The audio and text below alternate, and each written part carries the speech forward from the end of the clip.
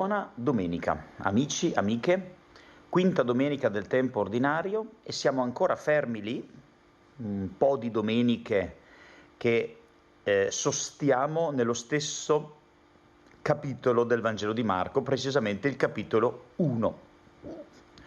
Che dire?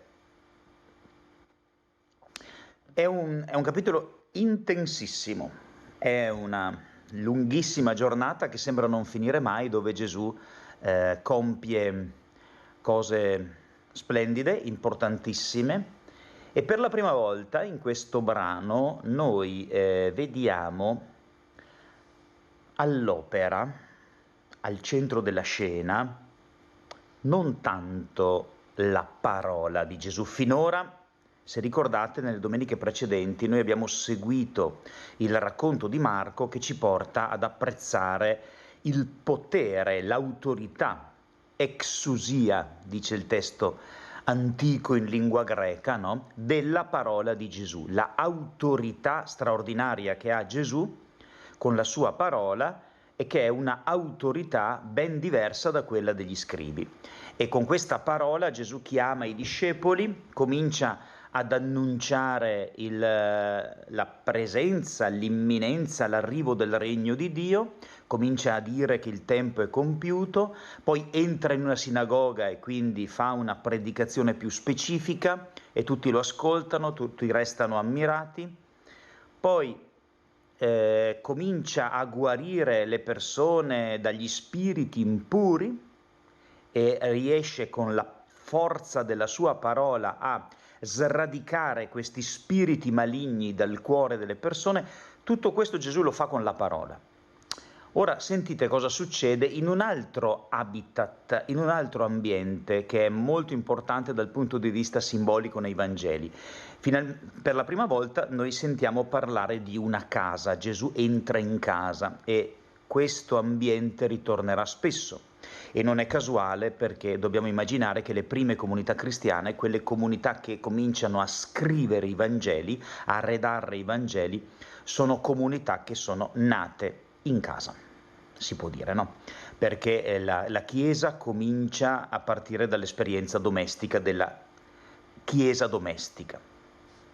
Il luogo della comunità è inizialmente la casa.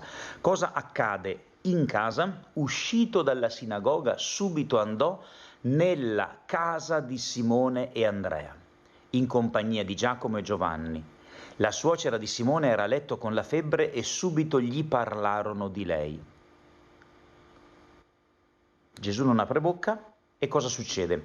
Egli si avvicinò e la fece alzare prendendola per mano.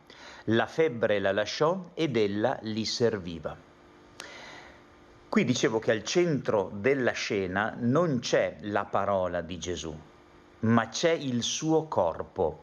Egli si avvicinò. La stessa identica espressione, parlo sempre del testo greco originale, stessa identica parola scritta allo stesso modo, la troviamo nella parabola più bella, quella raccontata nel Vangelo di Luca, che è la parabola del buon samaritano. Il buon samaritano, la prima cosa che fa nel momento in cui si accorge di questo disperato che è lasciato mezzo morto ai bordi della strada, la prima cosa che fa, dopo aver provato viscere di compassione, è avvicinarsi. Il samaritano si avvicina e in questo modo crea la prossimità. La domanda che era posta dallo scriba nel Vangelo di Luca era proprio: ma chi è il mio prossimo? Chi è il mio prossimo? E il prossimo è laddove accade il miracolo dell'avvicinarsi, no? Dell'essere vicini, dell'essere accanto, del non lasciarsi soli, del non rimanere indifferenti e non rimanere distaccati dall'altro. Chi? Chiunque. Gesù non conosceva questa donna, non conosceva, è da pochissimo che conosce Simone e non ha mai incontrato la suocera di Simone. E sono gli altri che parlano a Gesù di lei che ha la febbre.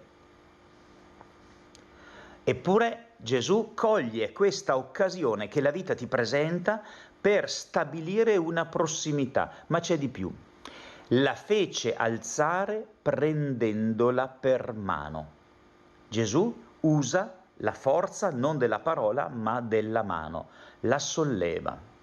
La fece alzare, interessantissimo perché il corpo di Gesù ha effetti non solo terapeutici, ma proprio pasquali. Ebbene sì, perché quell'espressione lì, la fece alzare, sempre se leggiamo il testo in lingua greca, troviamo un verbo in lingua greca che suona così, egeirein o egeiro, e questo verbo è un verbo tecnico che nei tre Vangeli sinottici, Matteo, Marco, Luca, spesso viene usato per indicare la risurrezione di Gesù, cioè l'alzarsi in piedi di Gesù, nel momento del passaggio dalla morte alla vita. Quindi questa donna è una risorta, ed è risorta perché entra in contatto con il corpo vitale, benefico, terapeutico, salutare di Gesù. Poi scopriremo che Gesù si alza quando ancora era buio il giorno dopo, no? È uscito, si ritirò in un luogo deserto e là pregava, cioè è il contatto con il Padre che permette al corpo di Gesù di essere un corpo che produce la Pasqua, che produce la vita. E questa donna ha conseguenze pasquali. Perché? La febbre la lasciò ed ella li serviva. Verbo diaconein, è il servizio, è il dedicarsi agli altri che nasce dall'aver incontrato nella propria vita Cristo e il Vangelo. Buona domenica.